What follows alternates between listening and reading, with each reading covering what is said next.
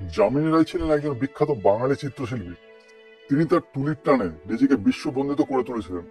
এই বিখ্যাত চিত্রশিল্পী প্রাকৃতিক উপাদানকে সঙ্গী করে অসাধারণ সব চিত্র তৈরি করতেন। ক্যানভাসের পরিবর্তে তিনি কাপড় ব্যবহার করতেন। এছাড়াও তিনি প্রাকৃতিক পদার্থ দিয়ে রং তৈরিও করতেন। এই মহান চিত্রশিল্পী যামিনী রায়ের জীবনের কিছু কথা আমরা এই ভিডিওতে আলোচনা করব। তবে ভিডিওটি শুরু করার আগে বলবো, এই ধরনের ভিডিও যদি আপনাদের ভালো লেগে থাকে তাহলে অবশ্যই ভিডিওতে একটা লাইক দেবেন।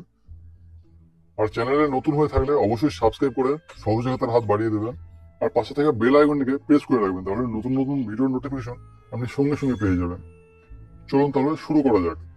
যামিনী রায় জন্মগ্রহণ করেছিলেন পশ্চিমবঙ্গের বাঁকুড়া জেলার বেলিয়াতর গ্রামে 1887 খ্রিস্টাব্দের 11 এপ্রিল।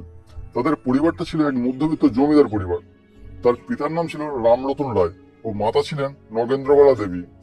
তার পিতাও ছিলেন শিল্প অনুরাগী। অতএব পিতার হাত ধরে যামিনী রায়ের শিল্প জগতে প্রবেশ। যামিনী রায়ের বয়স যখন 16 বছর, তখন তারা সপরিবারে বেলিয়াতর থেকে কলকাতায় চলে আসেন। এখানে এসে তিনি কলকাতা গভর্নমেন্ট আর্ট স্কুলে ভর্তি হন। 1906 থেকে 1914 সাল পর্যন্ত তিনি এই স্কুলে পড়াশোনা করেন। প্রথম দিকে তার আঁকা ছবিগুলো বিদেশি ভাবধারাতে পরিপূর্ণ ছিল, কিন্তু পরবর্তীতে তার চিত্রগুলো দেশীয় তথা গ্রাম্য প্রতিকৃতি ধরা পড়ে। তিনি বহুবার বিদেশ থেকে আমন্ত্রিত হলেও তিনি কখনো বিদেশে যাননি। গ্রাম বাংলার সহজ সরল সাধারণ মানুষের দৈনন্দিন জীবনযাপনের চিত্র তার ছবিতে ফুটে উঠত। তিনি সাঁওতাল জননী ও শিশু, রাধাকৃষ্ণ, যিশু প্রভৃতি চিত্র এঁকেছিলেন। যামিনী রায় প্রথম অবস্থায় পোর্ট্রেট ড্রয়িং এর মাধ্যমে দিনপাত করতেন, কিন্তু তার মনে হতো কোথাও যেন একটা খামতি রয়ে গেছে। এর থেকে নিজেকে অনেক উন্নত করতে হবে, বিশ্ববাসীকে তার চিত্রের মাধ্যমে সম্মোহিত করতে হবে। কালীঘাট মন্দিরের আশেপাশে পটচিত্রগুলি তার চোখে পড়েছিল। তিনি সেই সব ছবিগুলো আঁকতে থাকেন। তারপর নিজের ধারণা অনুযায়ী ও নিজের আবেগে উদ্ভিদ জগৎ, প্রাণী জগৎ, প্রাকৃতিক জগৎ সবকিছু তার ছবির মাধ্যমে উঠে আসতে থাকলো। তার আঁকা চিত্রগুলি এতটাই সৌন্দর্যপূর্ণ ছিল যে কারো চোখকে মোহিত করে দিত।